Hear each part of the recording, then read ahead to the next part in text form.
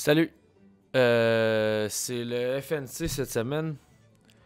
Puis j'ai eu la brillante idée, brillante, je sais pas, mais en tout cas, de faire des critiques slash review slash appréciation slash analyse des films que je vais voir. Pas juste des festivals, des films en général que je vais aller voir. Euh, bon, je sais pas qu'est-ce que mon avis vaut par rapport à celle d'un autre, mais en tout cas, je me dis que peut-être à un moment donné, si le projet Bleu Cinéma devient quelque chose, devient un vrai thing, ben peut-être que je vais devenir une référence, je sais pas.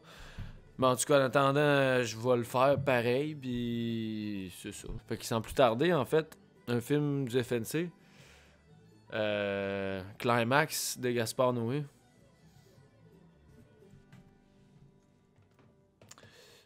Ouais. Après Irréversible, Enter the Void, Love, Climax. L'univers Gaspard Noé est encore à fond la caisse, ça rentre au poste comme jamais. Avec Enter the Void, on était dans les trips de DMT puis de drogue de synthèse puis les voyages astrales. Voyages astro? En tout cas. Puis Climax, on est dans le LSD. Gros bad trip de LSD tout le long. Ceci étant dit, c'est vraiment pas la même intention que Enter the Void, je crois. C'est vraiment pas le même pari qui est mis de l'avant par Gaspard Noé. En tout cas, je pense. Toujours est-il que c'est une troupe de danse qui fait un party après une répète. Puis il y a de la sangria pour tout le monde. Sauf que la sangria a été empoisonnée avec du LSD. Fait que tout le monde devient gelé. Tout le monde fait un bad trip sans comprendre qu'est-ce qui se passe. Ça vire en cauchemar, en chaos complet. C'est un huis clos. Dans une école, dans un genre d'école, un gymnase, c'est... Fait que je vais donner une note de... Je vais donner la grasse note de 9 sur 10. Ça part mal en esti une série de critiques, mais en tout cas, ça fait vraiment complaisant. Mais bon, 9 sur 10, ça vaut ça. Pour vrai, selon moi, là, c'est vraiment... selon moi, le film réussit vraiment son pari. Là. C'est clair que... Le film commence quand même lentement, mais il y a une rupture au milieu. D'ailleurs, c'est une rupture faite avec un générique. Remarquez les génériques d'un film de Gaspard Noé, c'est tout le temps... il joue tout le temps avec les paramètres du générique. Checkez ça dans Climax si vous le regardez. C'est intéressant qu'est-ce qu'il fait avec ça. Puis à partir de cette rupture-là, mais le cauchemar part complètement. Pour moi, là, sérieusement, c'est un film d'horreur réinventé. Tous les codes du film d'horreur sont là, mais renouvelés complètement. Premièrement, pour savoir, les premiers indices d'un film d'horreur sont donnés au début dans une discussion entre deux personnes où le gars fait on va cette place-là, c'est pas rassurant, on dirait qu'il y a quelque chose qui se passe, on dirait que c'est je la sens pas. On dirait qu'il y a une mauvaise énergie. Même avant ça, il y a dans la première partie où il y a des entrevues, les gens parlent à caméra, en tout cas dans une TV. À côté, il y a des livres, puis c'est tous des livres. Il y a les livres de Murnau qui a fait Nosferatu. Il y a les livres Suspiria. Qui d'ailleurs, Suspiria est une grosse référence, je pense, dans le film de Gaspard Noé. Vraiment. Après ça, tout le long, quand le bad trip part, on dirait que tout le monde est possédé un peu. Tout le monde est dans un vibe d'une genre de possession, là, d'un esprit, je sais pas, tu sais. Puis en plus que ce soit des danseurs, le monde danse partout. On dirait tous des spectres, genre, qui volent un peu, qui sont en suspens en arrière. Mettons, là, la caméra, on est vraiment tout le temps des plans séquences énormément longs, puis une caméra qui flotte à travers les gens. Une caméra qui flotte, c'est ça. Vraiment pas beaucoup de montage comme dans tous ces films d'ailleurs. Tu suis les personnages, puis là tu vois du monde en arrière qui danse comme ça. Puis c'est comme... on dirait des fantômes en arrière là, finalement. Après, t'es ça, les références aux livres Suspiria, Murnau. Des livres à côté, là, genre How to Suicide, des affaires de même. Là. Fait que tu comprends que t'es pas dans... C'est pas la croisière s'amuse. Là. Pas beaucoup de dialogue. Le monde n'a pas besoin de parler. Ils crient la plupart du temps. Ils font juste être en panique tout le long. Vraiment angoissant. Puis la musique du film, basically, c'est un DJ set tout le long. La musique change. C'est vraiment juste un DJ set du début à la fin. Ben, à partir de la rupture au milieu du film, la musique, elle part puis elle arrête plus. Puis, tu sais, à un moment donné, ça vire un peu comme en M le maudit, là, au début, parce que le monde, il réalise qu'ils sont...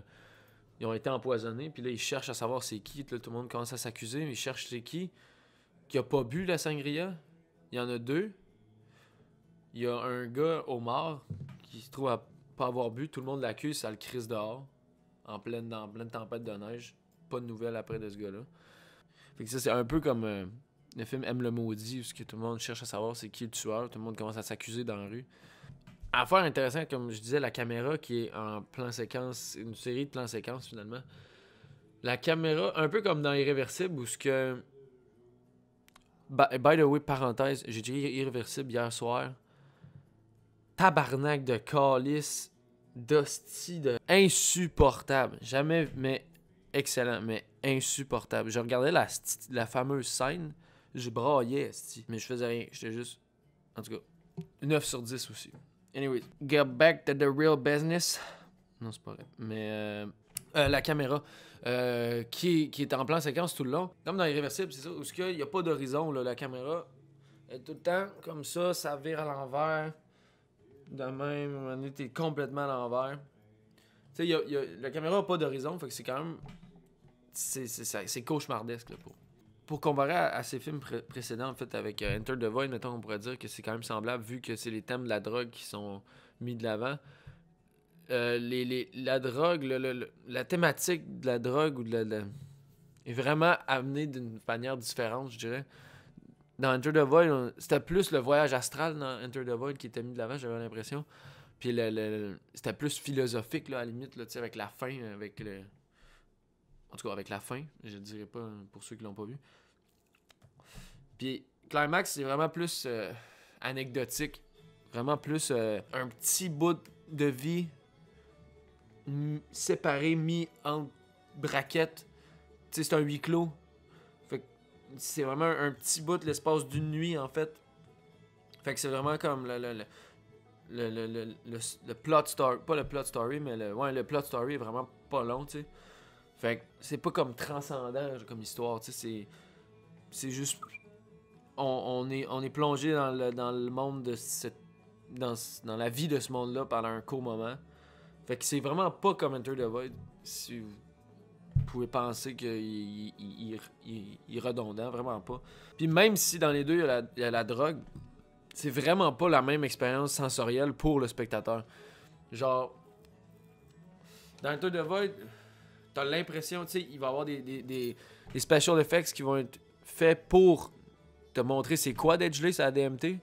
Alors que dans Climax, il y a rien...